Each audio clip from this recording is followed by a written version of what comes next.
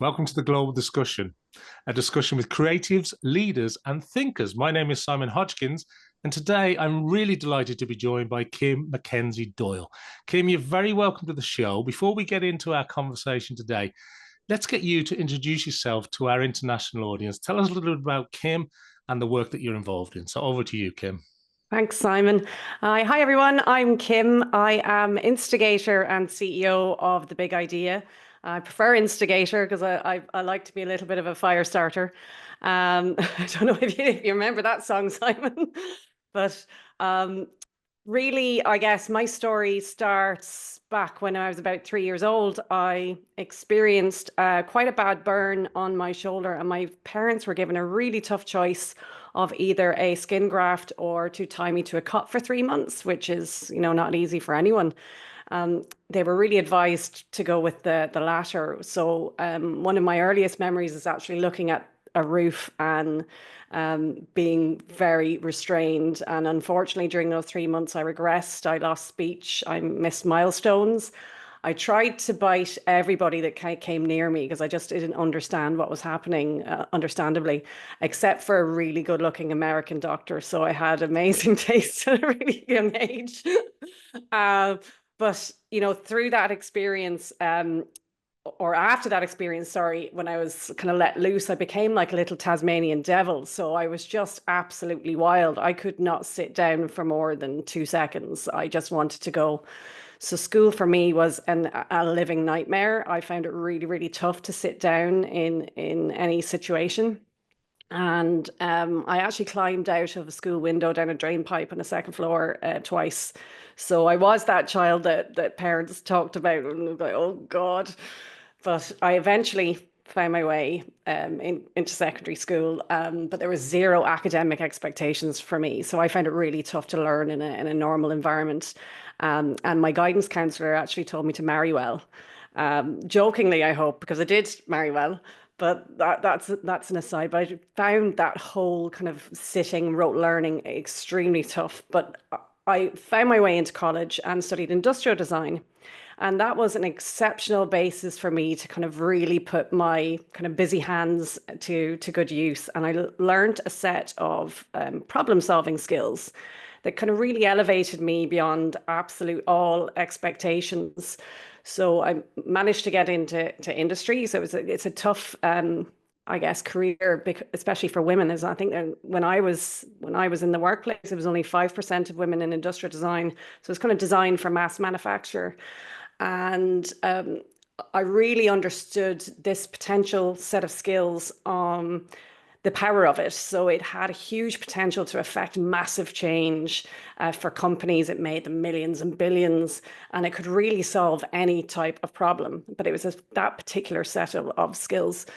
So if that type of skill set elevated me beyond all potential, it can do wonders for society. So the idea for The Big Idea was born out of kind of democratizing a new way of thinking and making that set of problem solving skills kind of held quite preciously in industry, really available for young people to help them through challenges and situations and big challenges that they're inheriting. Just turn on the news, that they can face that with confidence and have the ability to kind of really come up with meaningful solutions and make better decisions for people and planet.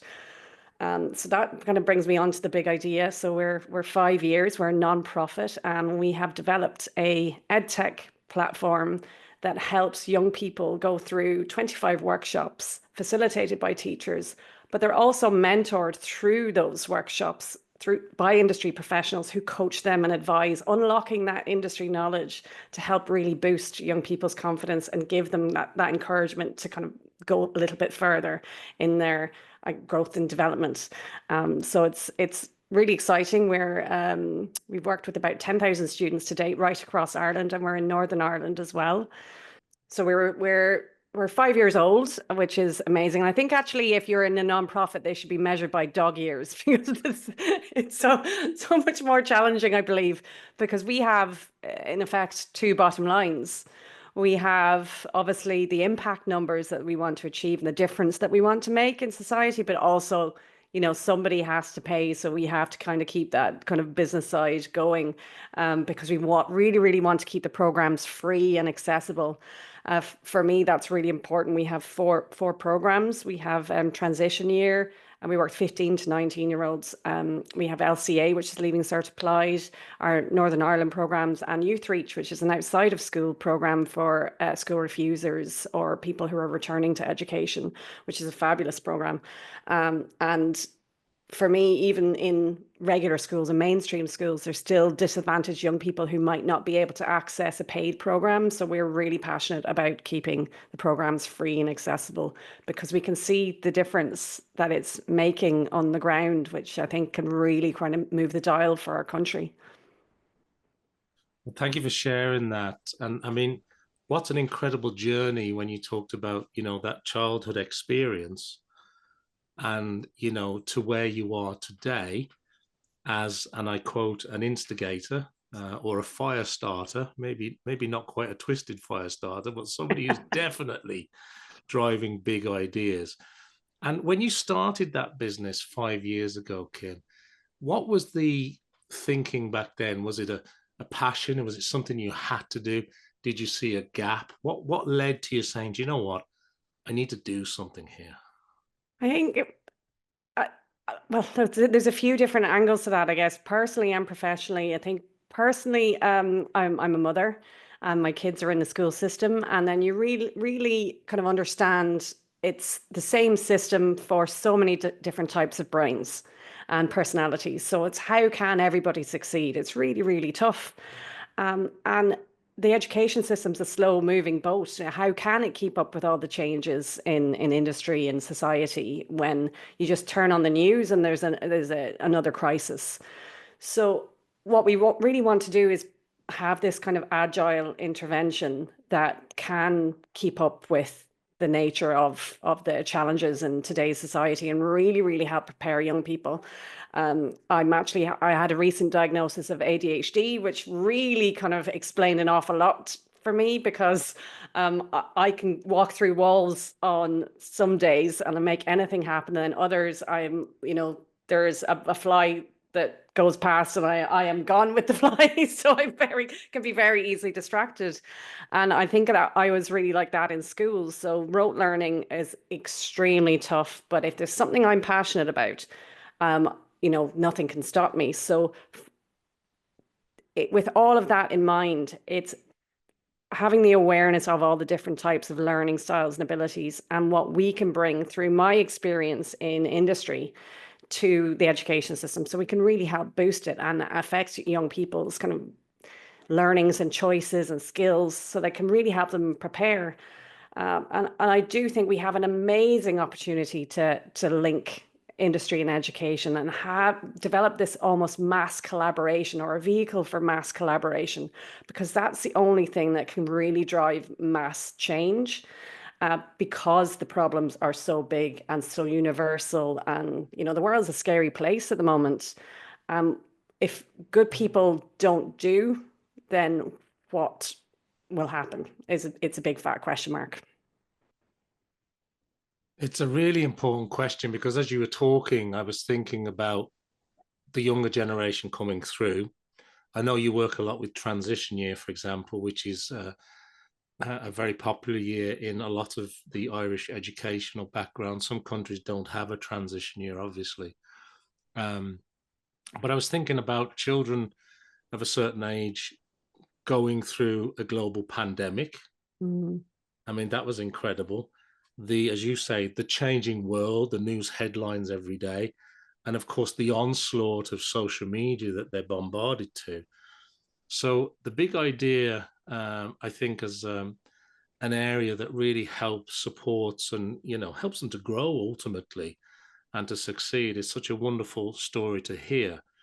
And I want to ask you something about the day-to-day organizing of it, because having some limited experience in the educational sector myself, you've got students, you've got teachers, you've got mentors, you've got partnerships, you've got curriculum. There must be an awful lot of moving parts in the background, Kim, behind the scenes that you have to coordinate to get this thing working. Yeah, they're absolutely, Simon. I'm actually 21, but look 102. But we have an amazing team that do a lot of the hard work to kind of negotiate that, because there is, as you said, a lot of moving parts to this. So teachers would sign up for the program. We basically deliver them workshops. So teachers facilitate it, and that enables us to really kind of build for scale. We built this kind of mentoring, almost matchmaking with student teams that's online as well. So a mentor from anywhere in the country, from any sector, can kind of really help students kind of expand their thinking. Students would upload their big ideas to our platform and really get that advice and the knowledge as well in kind of like a cross capacity. So they're really having this visibility and experience of individuals who they would never have access to otherwise. So we're breaking down barriers, we're increasing kind of access and viewpoints, and even visibility of career pathways, because there's so many amazing professions that you just would not have heard of. Because young people unfortunately are not hanging out on LinkedIn, but maybe they should, because there's probably a much healthier place to be than TikTok or any of the other social media channels. And for us, it's really about making this as easy as possible to interface at scale. So a huge part of our work is in the technology. So we're a very small team that have massive ambitions to eventually integrate with the education system, but still remain agile, so that we can modify and update the program and its contents, so that we can be really reflective to the needs of students and teachers. So it's exciting, lots of work, and something that we're really up for. It's wonderful. And one of the things I know that your company, organization, nonprofit states is that, of course, and you've talked about it, empowering young people, but it's from all backgrounds, right? Yeah. And you also talk about solving not just local, but global challenges Yeah. through this innovation, education, and of course, this collaboration that we've talked about. When you measure a successful outcome, is it the actual individual student stories that motivate you, or is there anything that you would point to say, look, we know we're doing a good job when? Oh, that's such a good question, because, well, for me, for sure, it's the stories and the projects that the students develop. So we've had some phenomenal ideas from students, and they're all kind of very much solution focused. So we had a beautiful kind of almost fintech app developed by a young student who came from a single parent family. His mother had two jobs, so she was working super hard for the family, but she didn't really get a lot of time to spend with her son. So he gamified a savings app that allowed her to kind of visualize what saving would actually mean for them. So, 10, 20 euros trip to cinema. And that would be kind of 3 hours bonding time for them. So that kind of let her know that her son really cared about spending time with her, and that was super valuable to the family. So it helps. It's something that can be scalable. It's also something that's really meaningful and helped a family bond. There was another great example from students in Tullamore who had experienced friends who died by suicide during COVID and had really checked out of just pretty much everything.